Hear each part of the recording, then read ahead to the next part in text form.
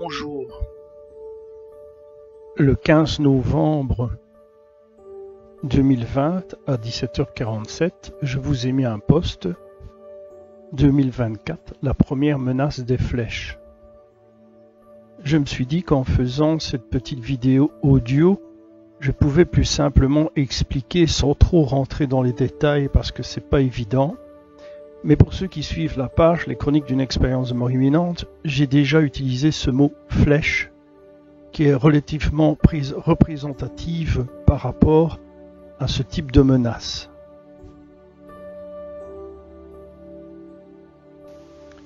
Je vais donc essayer de ne pas me mélanger les pinceaux dans le cadre de mon explication. Je prendrai sur fond d'explication la ceinture de Van Allen. Alors, qu'est-ce que c'est? Eh bien, c'est une ceinture, comme le mot l'indique, qui est bourrée, en fait, de radiation. Les grandes difficultés dans le cadre de la conquête de l'espace, c'est toujours cette ceinture qui risque d'irradier considérablement toute personne qui va la franchir. Cette ceinture est relativement grossière. Je m'explique. Imaginons le cosmos, tout ce qui est sidéral, intersidéral, ou ce que vous voulez. Dans l'ensemble de cette, je dirais, cosmologie, tout est mis en fonction par une forme de synchronicité. Les planètes qui tournent, les météorites, etc.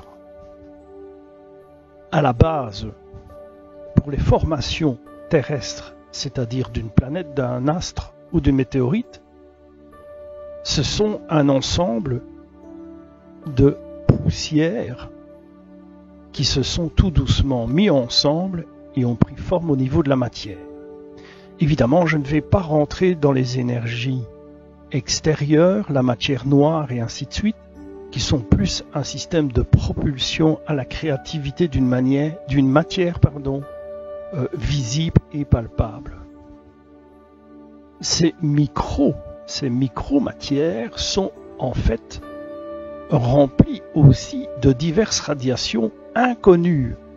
Donc, actuellement, nous connaissons divers types de radiations qui vont jusque les radiations nucléaires, gamma, etc.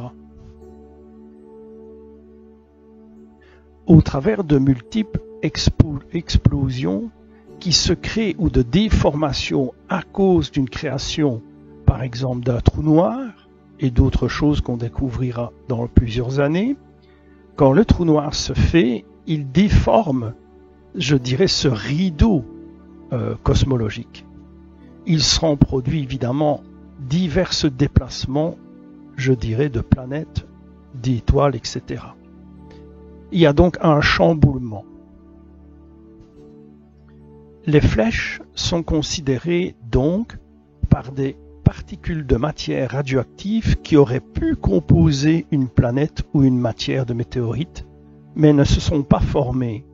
Elles restent tous ensemble à des distances respectives, mais parcourent toujours l'aspect cosmologique, donc l'univers. L'ensemble de ces flèches, évidemment, traverse toute matière qu'elles rencontrent.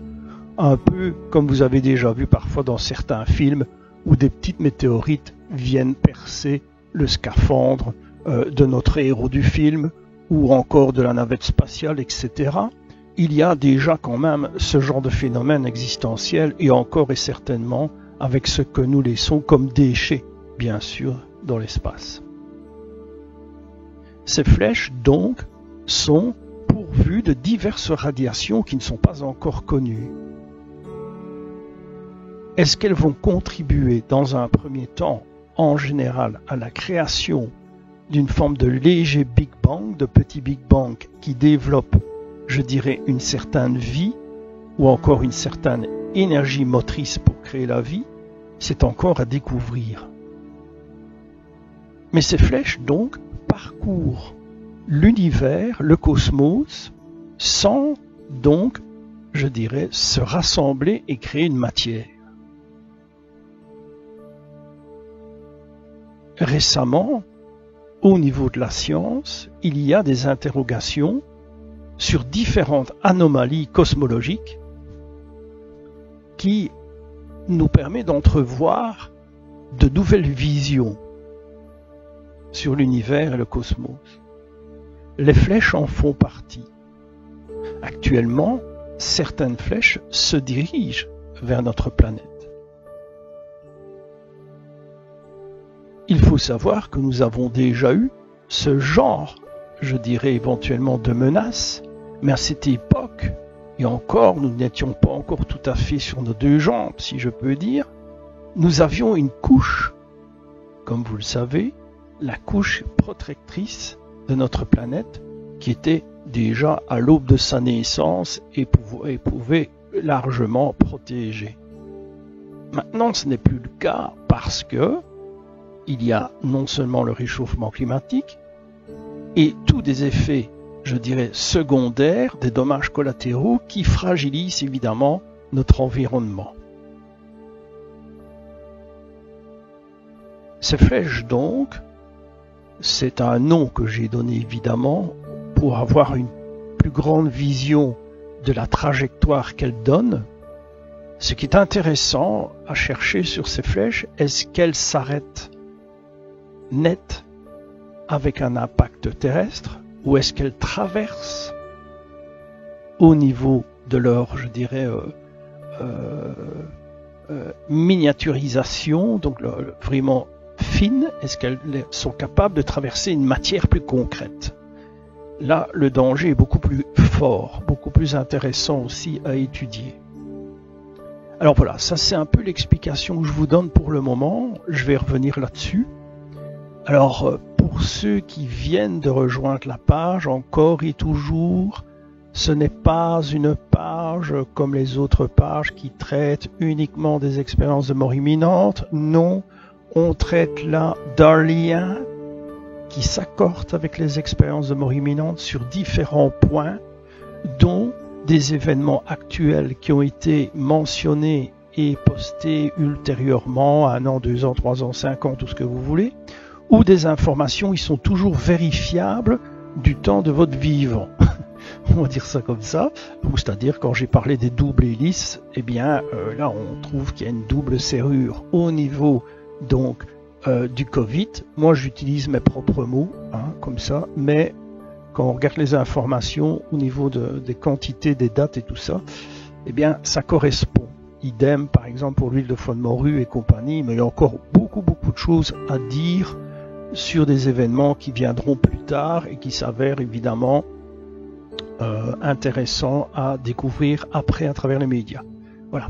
Alors, pour ceux qui m'ont posé la question sur diverses choses, sur comment dirais-je, le nouvel ordre mondial ou les phénomènes de complotisme et ainsi de suite, je vais simplement dire ceci, c'est qu'ils sont une guerre en retard parce que les décisions réelles sur le devenir de notre monde a été jugées il y a beaucoup plus longtemps que ça, sur les recherches qui ont été faites et étudiées. Le plus proche, vraiment le plus proche de nous, c'est il y a 3000 ans. Donc on peut se tourner évidemment vers la recherche qui a été faite avec les 2 journalistes sur l'histoire de Nuremberg et de ce fameux nazi qui déclare quelque chose avant de mourir.